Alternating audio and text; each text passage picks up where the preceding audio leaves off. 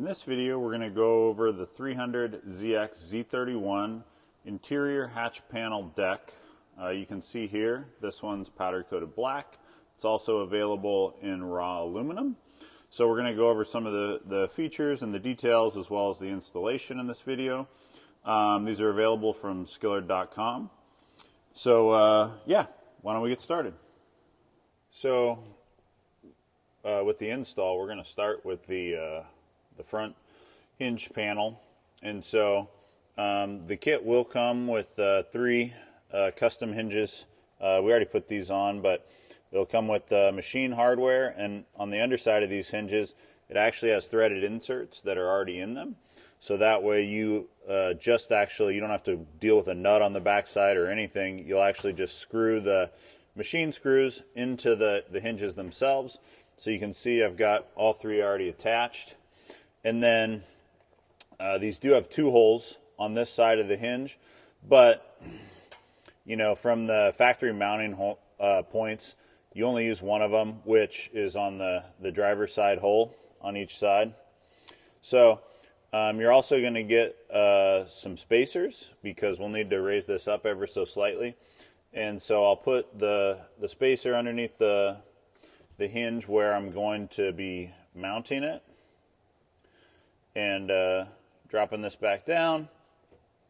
Then what we're going to have is some number 12 sheet metal screws and some washers. And so I'm going to put these in, get this lined up, get these started. And the reason, ultimately, these are going to come back out and we're going to attach the rear panel. But the first thing we need to do is ensure that the front is going to be mounted where we want it. So I'm going to go ahead and make sure I have this panel centered and where I want it. We'll also have some neoprene edge protector that'll wrap around the edge to snug up to the plastic.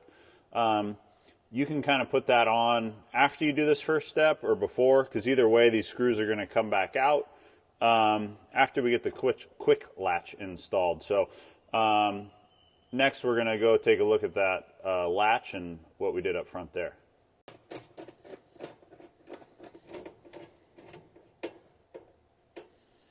All right, so on our Z31 here, we already have the quick latch in, but we can take a look at that. So you can see the latch is included in with the kit, and we've got the top part, nuts already on. And so what we did is, after we had this positioned, before we put screwed in the top part of the latch, we marked the center point of that hole down here. And you can see that we have the pin sticking out of a threaded insert. And so that's a M6 riv nut. That riv nut is also included. There's like a little cavity in there, so it's a little tricky if you want to try to put a nut on the backside. So we do have our videos that show how to do riv nut installation, and you can do it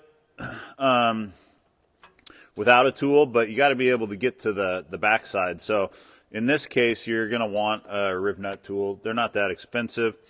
We have a few examples in our video, but it's a great tool to have just for doing all kinds of stuff on your project. So we drilled the hole, put the riv nut in, installed it with a riv nut tool. We threaded the pin down, and we just used a little thread locker on that, because we weren't putting a jam nut on the backside just to hold it where we wanted it. Then that way, when you want to close your compartment, latches in. And on ours, we have it a little bit loose. You can see how it has a little movement, but that's because we're going to be rolling the carpet up underneath there, so we wanted to leave a little extra space. So now that I have the quick latch and everything installed where I want it, and I might actually, even once we get the carpet, we might need to actually raise that pin up a little bit more. So anyway, now I'm going to pop this back open. I'm going to take the screws back out, because I need to take them out to install the back panel.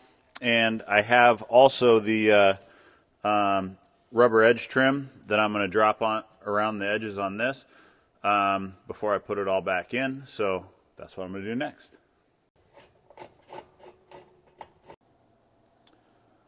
So I got the panels pulled all the way back out now. I'm leaving in the little fiberboard insert so that way I can still put stuff in there if I want to. We may or may not paint that just to kind of blend that in. I mean, once it's closed, you can't really see it, but we might want to do that just so when we open it, it kind of follows the theme of the car.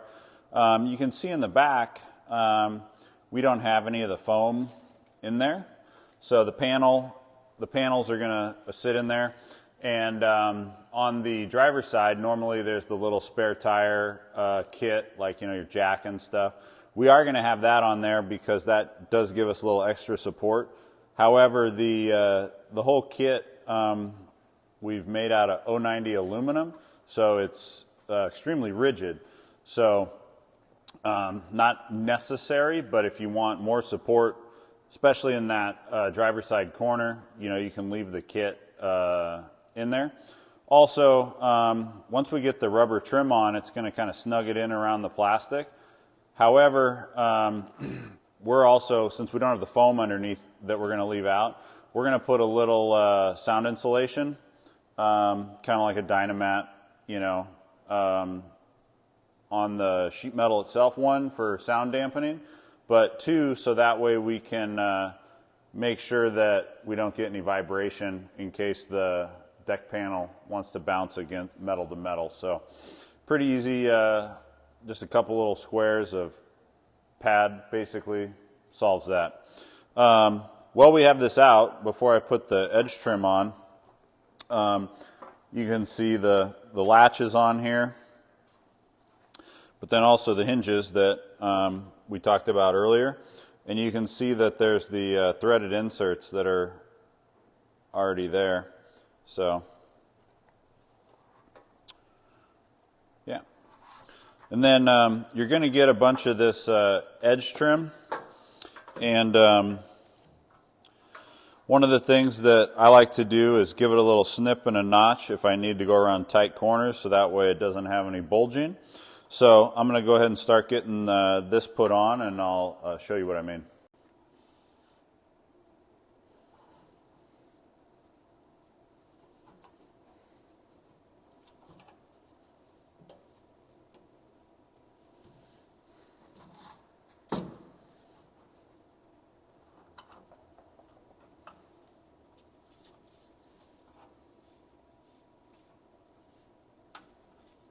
So I've got the edge protector on this first side, just slips on, but then you can see, like in tight corners, it gives you this bulge up.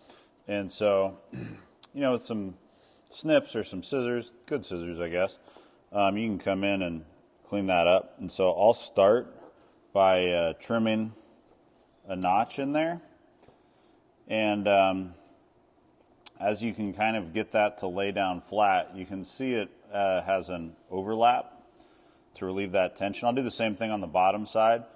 And then what I'll do is either with the scissors, or I can mark it, pop it off, and do it with like a knife. I don't want to do it with a knife on it because I don't want to scratch it.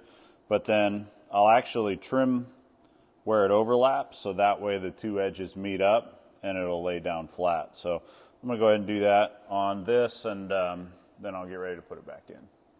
Okay, so for the sake of expediting our video process here, I'm putting the edge trim on, but I haven't completely fine-tuned any slits or cuts that I want to put in for the reliefs.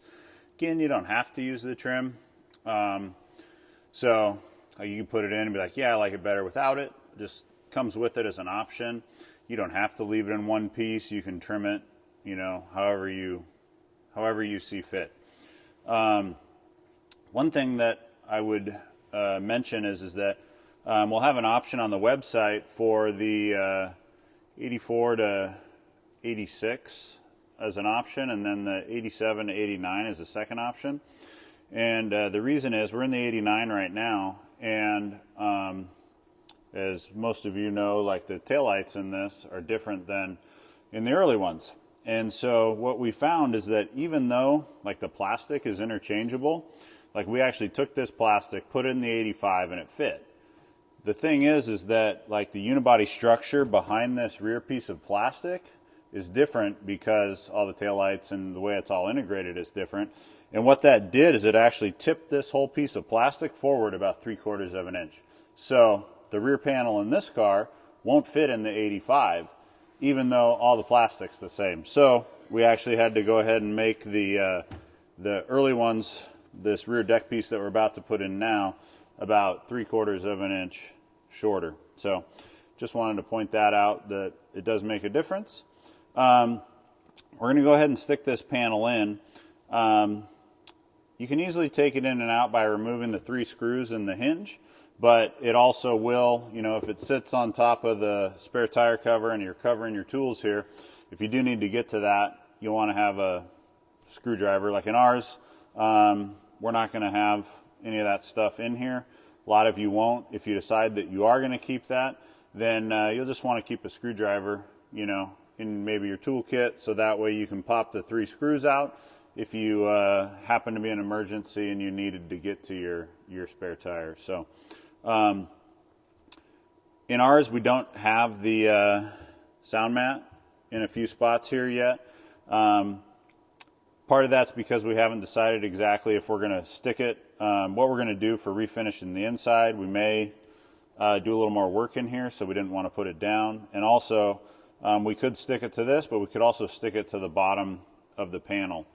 One thing we did in ours, because it's all black interior, is when we had this all taken apart, we actually painted this bracing a little bit with some black just to help it blend.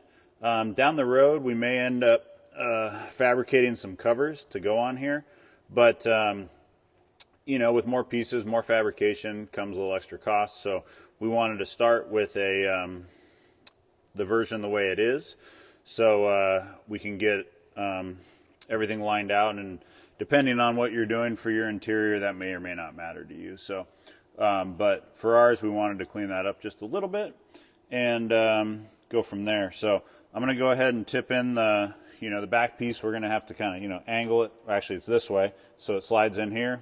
We'll drop it down. I'll get our hinges and spacers lined up, and then I'll get the screws in. So I'm going to do that next.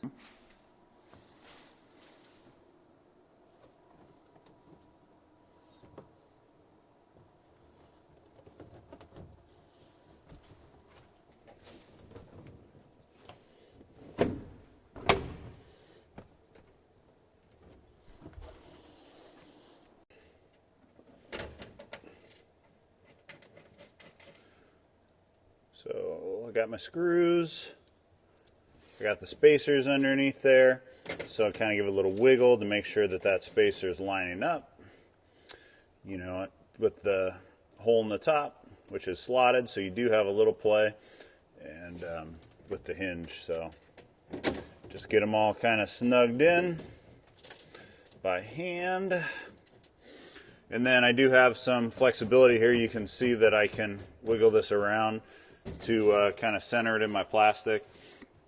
Again, with my edge trim here, I gotta still notch the top, but it does take a little bit of time to do that part, you know, especially if you want it to turn out looking pretty nice. It's a little bit fiddly, a little bit tedious, or like I had mentioned, you can just leave it off if you're not interested in having it on there. So I'm going to go ahead and just snug that down, and yeah, we're in position here.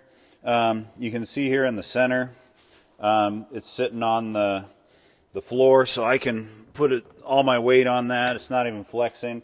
Over here, with the toolkit underneath it, it's you know, super rigid as well. But you can kind of see here, it's 090 like I mentioned, so it's pretty rigid. You know, I'm pushing down this a fair bit, but if I was going to stick like something big and heavy on this, you know, I can make that flex down. So either, you know, that may not matter to you, or like in our case, we're going to throw the foam spare tire insert back underneath there and lock that in. This side over here sits on the plastic of the spare tire cover itself. And yeah, so we got the whole deck in here. You can kind of see what I was talking about with this. And so we may end up down the road making a cover for this, but on ours, because it is all black, we just decided to give that a little spray of black before we put it together. And like I had mentioned earlier in the video, I think in ours, the fiberboard insert that's underneath that front cover, I think we're going to paint that black as well. We'll also come back through. You got scratches and things in this. We'll clean it up and get it all painted too. So anyway, this is available from Skillard.com. Black powder coat, raw aluminum. And for the two different versions that we mentioned earlier, for the early and the late, because of the differences in the taillights. And if you have any questions, please email us at sales@skillard.com.